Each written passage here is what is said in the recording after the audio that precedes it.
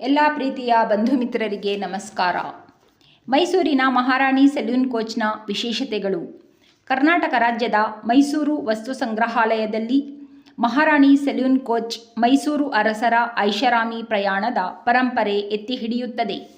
1899ರಲ್ಲಿ ನಾಲ್ವಡಿ ಕೃಷ್ಣರಾಜರ ಧರ್ಮಪತ್ನಿ ಈ ರೈಲು ಬಳಸುತ್ತಿದ್ದರು.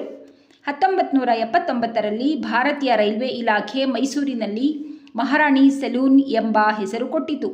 ಮಹಾರಾಣಿ ಪ್ರತಾಪಕುಮಾರಿ ಅಮ್ಮಣ್ಣಿ 127 ವರ್ಷಗಳ ಹಳೆಯದು. ಬ್ರಿಟಿಷರ ಕಾಲದಲ್ಲಿ ಮಹಾರಾಣಿ ಎಲ್ಲ ದೇಶಗಳಿಗೆ ಹೋಗಲು ಬಳಸುತ್ತಿದ್ದ ರೈಲು ಬೋಗಿ. ಅದರಲ್ಲಿ ಪ್ರಮುಖವಾದದ್ದು ಅಡುಗೆ ಮನೆ, ಮಲಗುವ ಕೋಣೆ, ಸ್ನಾನದ ಮನೆ ಎಲ್ಲ ಇದ್ದವು. 19ನೇ ಶತಮಾನದಲ್ಲಿ ತಯಾರಾದ ಈ ಬೋಗಿ ಮಹಾರಾಣಿ ಕುಟುಂಬದವರಿಗೆ ಬಳಕೆಯಾಗುತ್ತಿತ್ತು. ಮಹಾರಾಜರ ಸೆಲ್ಯೂನ್ ಕೋಚ್ ಭಾರತ ರಾಜ್ಯದ ದೆಹಲಿಯಲ್ಲಿದೆ. ಮಹಾರಾಣಿಯ ಸೆಲ್ಯೂನ್ ಕೋಚ್ ಕರ್ನಾಟಕ ರಾಜ್ಯದ ಸಾಂಸ್ಕೃತಿಕ ನಗರ ಮೈಸೂರಿನಲ್ಲಿ ನೋಡಲು ಸಿಗುತ್ತದೆ. ಈ ರೈಲು ಮೈಸೂರಿನಿಂದ ಬೆಂಗಳೂರು, ಮಹಾರಾಷ್ಟ್ರ, ಗೋವಾ, ರಾಜಸ್ಥಾನ, ಪಶ್ಚಿಮ ಬಂಗಾಳ, ದೇಶದ ನಾನಾ ರಾಜ್ಯಗಳಿಗೆ ಪ್ರಯಾಣ ಬೆಳೆಸುತ್ತಿತ್ತು. ಅಂದಿನ ಕಾಲದಲ್ಲಿ ಮಹಾರಾಣಿ ಸೇವೆ ಮಾಡುತ್ತಿದ್ದ ಸೇವಕರಿಗೆ ಕೊಠಡಿ ಹಾಗೂ ಸ್ನಾನದ ಮನೆ ಮಾಡಿಕೊಟ್ಟಿದ್ದರು. ಸೇವಕರಿಗೂ ಅಷ್ಟು ಚೆನ್ನಾಗಿ ನೋಡಿಕೊಳ್ಳುತ್ತಿದ್ದರು.